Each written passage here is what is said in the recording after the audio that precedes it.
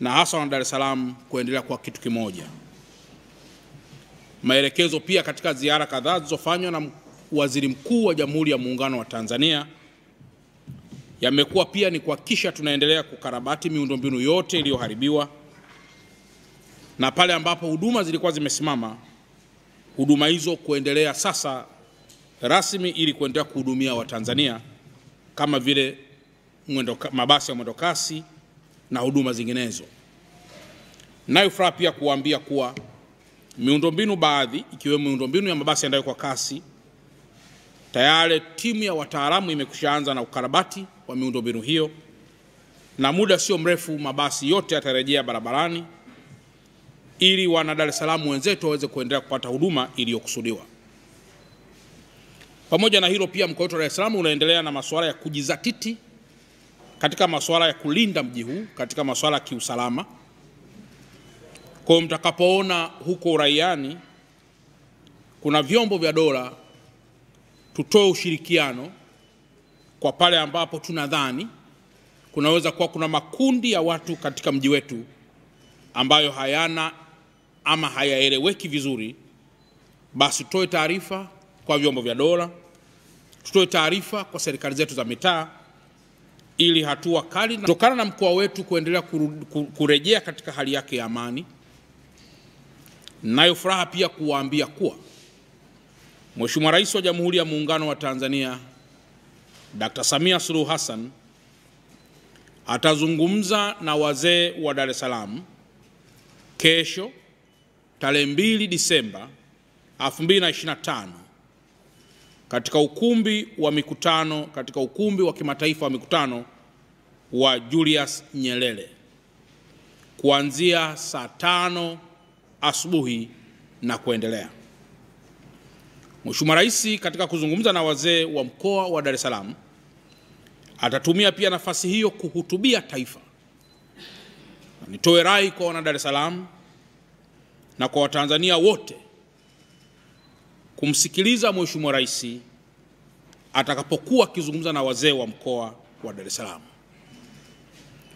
Hii ni moja ya hatua kubwa chukua Mheshimiwa Rais wa Jamhuri ya Muungano wa Tanzania ili kuhakikisha nchi yetu si tu inaendelea kurejea katika amani, lakini pia inaendelea kuwa kitu kimoja, inaendelea kujenga taswira njema ndani na hata nje ya taifa letu, lakini inaendelea pia kukuza na kuimarisha diplomasia yake, ikiwa pamoja pia na kuhakikisha nchi yetu inaendelea kuwa kivutio cha uwekezaji kwa mataifa yote.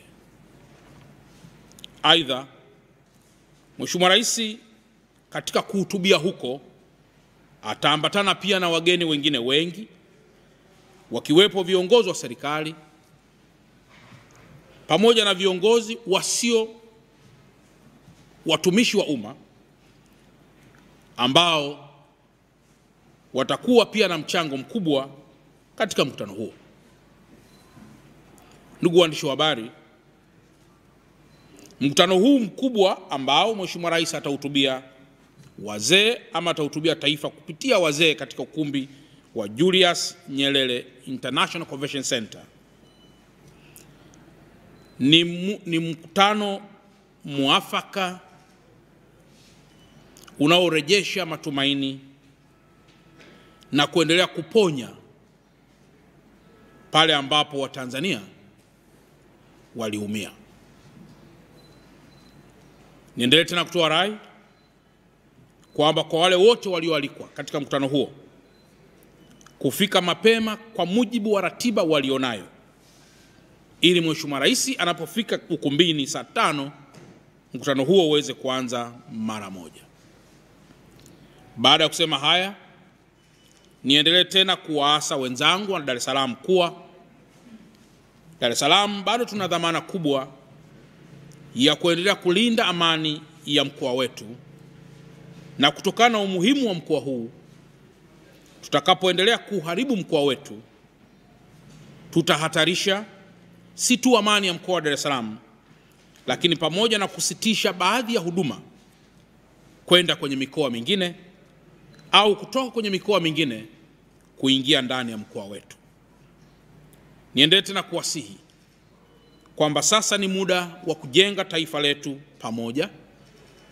Sasa ni muda wa kujenga mkoa wetu pamoja.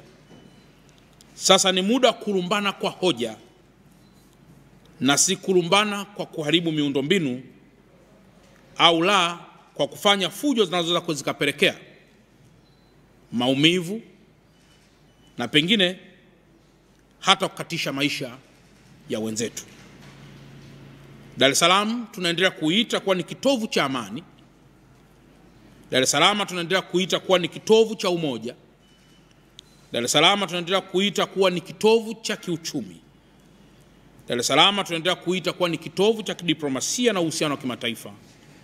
Na kwa mantiki hiyo, mtu yoyote anayo dhamana pana ya kuhakikisha taswira hizi zote nilizokushazitaja zinalindwa kwa nguvu zote. Tumetea nafasi hii kumkaribisha zaidi Mheshimiwa Rais katika mkoa wetu ili nasi tuweze kufaidika kwa hotuba yake na maelekezo yake atakayoyatoa kwetu.